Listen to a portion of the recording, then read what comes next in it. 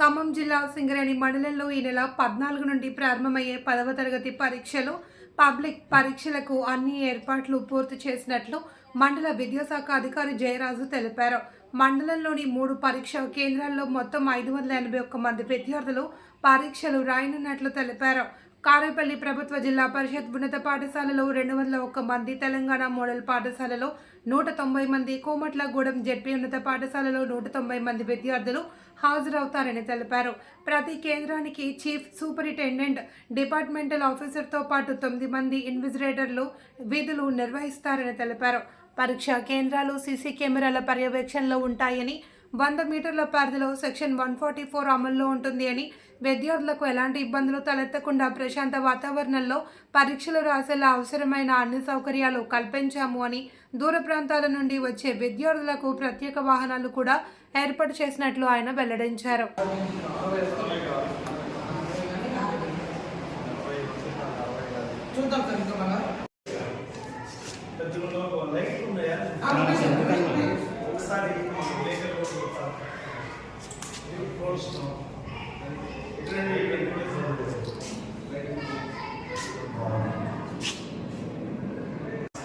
సింగరేణి మండలంలో SSC public పరీక్షలు 2026 సంబంధించి 3 సెంటర్లు అలాట్ చేయడం జరిగింది. 3 సెంటర్లో జెడ్పీఎస్ఎస్ కారేపల్లి ఒకటి, టీజీఎంఎస్ కారేపల్లి మోడల్ స్కూల్కి, తర్వాత జెడ్పీఎస్ఎస్ కోమట్లగూడెంలో సెంటర్స్ ఏర్పాటు చేయడం జరుగుతుంది. దీనికి ప్రతి సెంటర్కి ఒక చీఫ్ సూపరింటెండెంట్, ఒక డిపార్ట్మెంటల్ ఆఫీసర్ కేటాయించడం జరిగింది. వేరే డిపార్ట్మెంట్స్ నుంచి ఒక 3 మనకి సిట్టింగ్ స్క్వాడ్ కూడా ఏర్పాటు చేయడం జరిగింది. తర్వాత మనకి ఇన్విజిలేషన్గా ఒక్కొక్క సెంటర్కి 9 మంది అభ్యర్థులను కేటాయించడం జరిగింది. సెంటర్కి సంబంధించిన వరకు పిల్లలకి బల్లలు ప్రతి ఒక్కరు కూడా కింద కూర్చోకుండా అన్ని బల్లలు ఏర్పాటు చేయడం జరుగుతుంది. వాటర్ సౌకర్యం, కరెంటు మరియు 144 సెక్షన్ అమల్లో ఉంటుంది. జిరాక్స్ సెంటర్స్ కూడా ఎగ్జామ్ టైంలో ఓపెన్ చేయకుండా ఉండాలి, జిరాక్స్ సెంటర్స్ కూడా.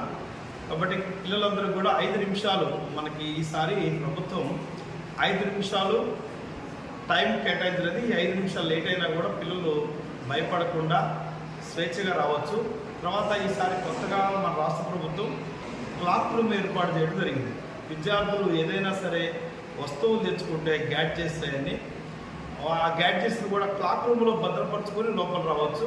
అలానే వైద్య సిబ్బందిని కూడా వైద్య సిబ్బందితో కూడా మాట్లాడి వైద్య సిబ్బందితో కూడా ఒక క్యాంప్ ఏర్పాటు చేయడం జరుగుతుంది సెంటర్ హాల్లో. తర్వాత మనం పోలీసు వారి సహకారం తీసుకోవడం జరుగుతుంది, ఆర్టీసీ వారి సహకారం తీసుకోవడం జరుగుతుంది, త్రాగునీరు ఏర్పాటు చేయడం జరుగుతుంది.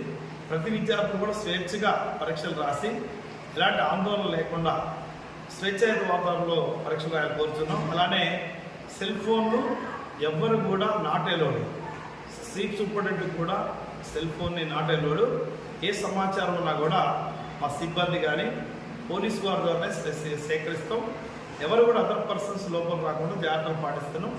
ఇక్కడ మనం 3 సెంటర్స్ కూడా పోలీసు వారితో మాట్లాడి ఎక్కడ ప్రహరీ లేని చోట అదనపు సిబ్బందిని తీసుకొని చాలా జాగ్రత్తగా చేస్తామని మనం చెప్తున్నాం.